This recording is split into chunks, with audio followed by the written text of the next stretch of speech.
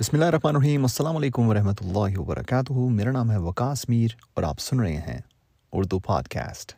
कभी कभी हमारी ज़िंदगी में इस तरह का मोड़ भी आता है जब हम सोचते हैं कि कुछ भी हमारे लिए बेहतर नहीं हो रहा, यानी कि हर चीज़ वैसे की वैसी ही है, काम वैसे का वैसा ही है, पैसा वैसे का वैसा ही है।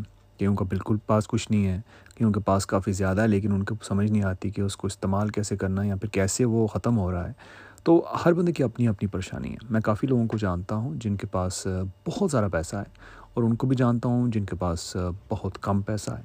तो बातचीत मेरी सबके साथ होती है। मैंने ये चीज़ नोट की है कि कोई भी उनमें से अगर मैं दो बंदों को चूज़ करूँ, एक जिसके पास मिलियंस हैं और एक जिसके पास मिलियंस के ख्वाब हैं, तो दोनों की बातें जो हैं कहीं ना कहीं जाके मिलती हैं। वो हैं परेशानियों के ऊपर। एक की परेशानी किसी न किसी तरीके से दूसरे की परेशानी से मिलती जुलती है।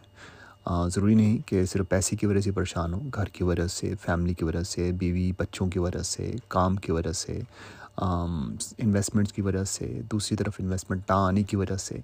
तो परेशानी का जो लफ्ज़ है ना, ये दोनों के साथ जुड़ा हुआ है और ये ऐसी चीज़ है जो कि पैसे आने के बाद भी आपके साथ रहती है और पैसे ना हो तब भी आपके साथ रहती है। तो आपने ये चीज़ याद रखनी है कि ज़िंदगी चाहे कहीं से कहीं आपको ले जाए, आपकी ज़िंदगी से परेशानियाँ ख़त्म होने वाली नहीं हैं। आपने सिर्फ़ और सिर्फ़ करना क्या है कि अपनी स्किल्स को इम्प्रूव करना है कि आपने परेशानियों को हैंडल कैसे करना है। एक होता है कि जब जैसे बच्चा परेशान होता है या फिर उसको कुछ चीज़ नहीं मिलती उसकी मर्ज़ी के मुताबिक, तो धड़ाम से चीज़ नीचे ज़मीन पे मार देगा या फिर आपके मुँह पे कुछ गिरा देगा चीज़। और एक तरफ वो होता है जो कि बच्चा ये देखता है, अब आहिस्ता-आहिस्ता समझता है बड़ों को देख के कि बड़े किस तरह रिएक्ट करते हैं जब उनको कोई चीज़ नहीं मिलती। तो वो आहिस्ता-आहिस्ता से सोचता है, देखता है और उसके अंदर प्रोग्राम हो जाता है पूरे का पूरा सेटअप कि मैंने कैसे एक चीज़ जो मुझे नहीं मिलती उसके बदले में मैं कैसे रिएक्ट करूँगा। आपने काफ़ी ज़्यादा देखा होगा इस तरह के बड़ी उम्र के लोग जो होते हैं, उनकी कई ऐसी आदत होती हैं जो कि चेंज नहीं होती। आप कहते हैं ये चेंज नहीं होने वाले। तो उसका मकसद जो है इसकी बात करने के पीछे मेरा ये है कि क्योंकि वो बचपन में ऐसा सब कुछ देख चुके हैं कि कैसे रिएक्ट करना है, कैसे रिएक्ट नहीं करना। अगर उनके इर्द-गिर्द कोई इस तरह का बंदा होता, कोई इस तरह के लोग होते जो कि उनको सिखा सकते, बता के नहीं, दिखा के। क्योंकि बच्चे जो हैं वो सुन के कुछ भी नहीं जान सकते या सीख सकते। उनको हमेशा हमेशा ज़्यादा से ज़्यादा आपके हमेशा नहीं, ज़्यादा से ज़्यादा वो सीखते ही तब हैं जब वो देख रहे होते हैं आपको कि आप कैसे रिएक्ट करते हैं। अगर आप गाड़ी चलाते हुए किसी को आगे आता हुआ देखेंगे, शोर करेंगे या फिर गाली गलौज करेंगे, तो आपका बच्चा जो है वो ये सीखेगा कि जब मेरे आगे कोई आएगा गाड़ी में तो मैं भी ऐसे ही बात करूँगा।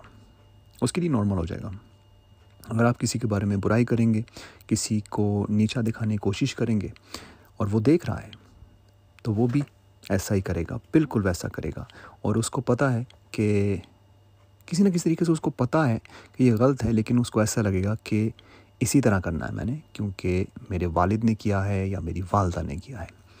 तो अगर आप कुछ ऐसे ग्रोन अप्स को देखते हैं, कोई ऐसे अ, बड़े लोगों को देखते हैं अपने इर्द-गिर्द जो आपके साथ काम करते हैं, आपके साथ स्कूल में जाते हैं, तो आप ये याद रखें जब आपको वो रिएक्ट किसी ऐसे तरीके से करते हैं, किसी ऐसा रद्द-ए-अमल आपको दिखाते हैं जिसका आप तवक्को नहीं कर रहे थे जिसकी, तो आप ये याद रखें कि शायद उनका बचपन जो है ऐसे घर में गुज़रा हो, ऐसे लोगों के साथ गुज़रा हो जिनका रिएक्शन ऐसे ही होता था ऐसी सिचुएशंस में। अब मैं ये नहीं कह रहा कि आपने हर एक चीज़ को एक्सेप्ट करते रहना है, क्योंकि एक्सेप्टेंस जो होती है ना वो एक किस्म की अगले बंदे को एक खुला दरवाज़ा दे देती है कि जब मर्ज़ी आ जाओ भाई साहब, जो मर्ज़ी कर लें आप।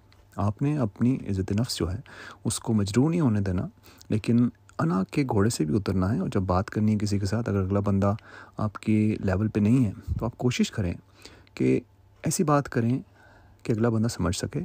अगर वो फिर भी नहीं समझता तो आप साइड पे हो जाएं। अगर आप काम करते हैं किसी के साथ तो साइड पे होना मुश्किल होता है, लेकिन कम से कम बात करें। स्कूल में है, क्लासमेट है आपका, तो कम से कम बात करें। अपने दोस्त अच्छे बनाएं। उठना बैठना अच्छे लोगों में रखें। अगर अच्छे लोगों में उठना बैठना होगा तो आपकी सोच भी निखरेगी, आप अच्छा बोल भी सकेंगे, अच्छा सुन भी सकेंगे। जैसे मैंने पहले कहा था कि किताबों में लोग लिख गए हैं कि 5 वो बंदे जिनके साथ आपका उठना बैठना रोज़ होता है, आपकी पर्सनैलिटी भी वैसी ही हो जाती है। तो अपने इर्द-गिर्द 5 बंदे देखें कि वो कैसे हैं, और उन 5 बंदों में वालिदैन भी आते हैं।